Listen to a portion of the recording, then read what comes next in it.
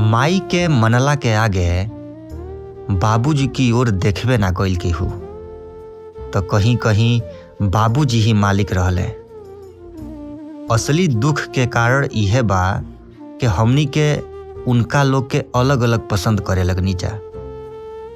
हमनी के इहे लागल के उ लोग आपस में विरोधी ह। उ लोग विरोधी ना रहल कब्बो, खाली हमनी के भलाई खातिर लड़त रहल लो।